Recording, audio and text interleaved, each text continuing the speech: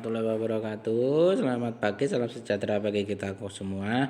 Baik anak-anak, mari kita lanjutkan materi tematik kita. Silakan kalian buka halaman 66, buku tema 2-nya nggih.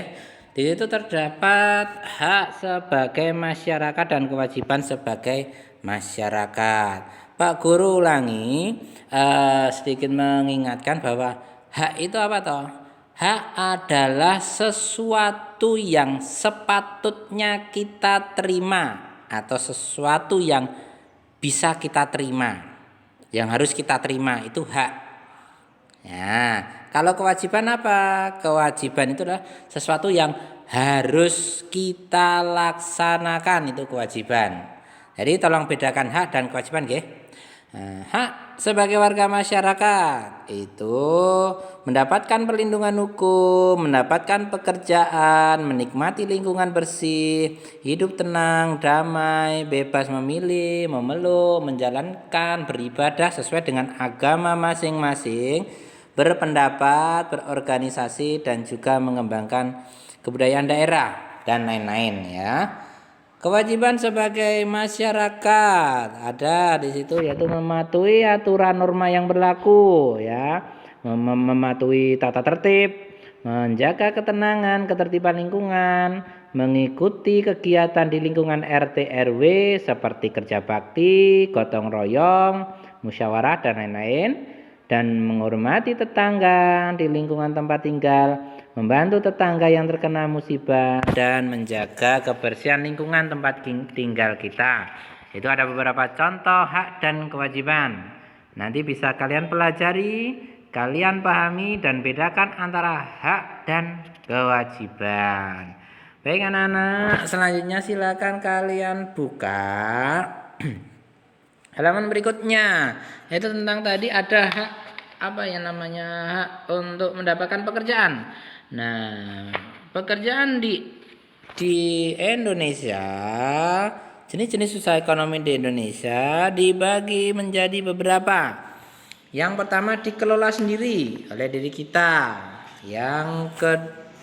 Contohnya adalah pertanian, halaman 68 nggih, kalian buka. Pertanian, perdagangan, jasa, industri kecil. Nah, ini dikelola sendiri. Ya, dikelola sendiri. Yang kedua yaitu dikelola kelompok. Berarti lebih dari satu orang. Dibedakan menjadi beberapa. Yang pertama yaitu firma. Ya, firma adalah usaha ekonomi bersama didirikan oleh sekurang-kurangnya 2 sekutu atau 2 orang. Ya, yang kedua adalah persekutuan komanditer atau CV. Itu juga hampir sama. Sekurang-kurangnya ada 2 orang yang menyetorkan modal. Yang ketiga adalah PT, perseroan terbatas. Mana nih? Nah, PT adalah usaha bersama yang modalnya berupa kumpulan saham. Ya, modalnya adalah saham. Saham itu adalah bukti kepemilikan perusahaan. Setiap saham itu punya nilai tersendiri. Dan yang keempat adalah BUMN. BUMN ini adalah badan usaha milik negara. Ya, contohnya Pertamina, ya, dan lain-lain. Ada BUMD juga, badan usaha milik daerah. Jadi ada milik pusat, pemerintah pusat atau negara BUMN, ada yang milik pemerintah daerah atau BUMD seperti PAM dan lain-lain, PDAM itu dan. Yang selanjutnya yaitu koperasi. Nah, koperasi adalah sebuah organisasi ekonomi yang berbeda dengan organisasi lainnya atau perusahaan-perusahaan lainnya, di mana koperasi ini tujuannya tidak mencari untung sebesar-besarnya, tetapi mensejahterakan anggota koperasi tersebut. Ya, dasar hukum koperasi ini ada pada nomor 25, Undang-Undang nomor 25 tahun 92. Nah, asas koperasi ini berasaskan kekeluargaan. Nah, mana ini? Nah, asas koperasi itu berasaskan kekeluargaan dan gotong royong. Nah, kekeluargaan. Nah, Bapak Koperasi Indonesia bisa kamu buka halaman 70, yaitu Bapak Dr. Anton Muhammad Hatta. Nah, modal koperasi ya didapatkan dari 1. Simpanan wajib, 2. Simpanan pokok, 3. Simpanan sukarela. Nah, simpanan pokok itu adalah simpanan atau iuran yang dibayarkan anggota koperasi 1 kali ketika menjadi anggota koperasi. Simpanan wajib, simpanan yang dibayarkan setiap bulannya. Ya, simpanan sukarela berarti iuran yang dibayarkan ya sukarela, artinya bermacam-macam besarnya. Adapun bentuk koperasi yang ada di Indonesia, yang pertama adalah koperasi konsumsi. Nah, koperasi konsumsi ini adalah koperasi yang menyediakan berbagai barang konsumsi, gula, beras, minyak, dan lain-lain.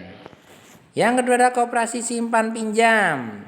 Kegiatannya adalah menyediakan layanan menyimpan maupun meminjam kredit, ya. Nah, yang ketiga adalah koperasi produksi. Kegiatannya adalah usaha bersama yang menyediakan bahan baku produksi dan menyalurkan hasil produksi anggotanya. Yang keempat adalah koperasi jasa.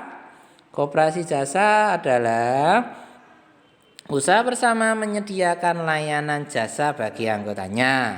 Yang terakhir adalah koperasi serba usaha. Koperasi serba usaha ini mengelola berbagai macam jenis usaha. Contohnya adalah KUD, Koperasi Unit Desa. Biasanya itu berkaitan dengan hal-hal pertanian, menjual pupuk, menjual obat untuk hama dan lain-lain. Baik, selanjutnya silakan kalian buka halaman 72. Terdapat cerpen cerita pendek tentang tanggung jawab adik. Nah, di situ silakan kalian baca sampai halaman 74 ya. Nanti ceritanya bagaimana toh ini Ade dengan Kak Nina ini. Nah, ini ada nilai moralnya atau nilai-nilai yang bisa kalian dapatkan.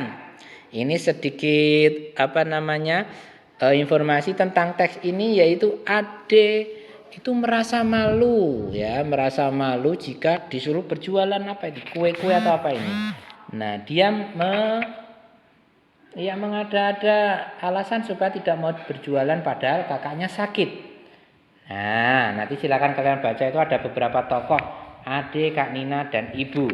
Nanti silakan dibaca sampai halaman 74. Kalau sudah kalian baca sehingga kalian bisa mengerti isi cerpen tersebut, lalu kalian kerjakan halaman 74. Ayo menulis 1 sampai 10. Ya, 1 sampai 10.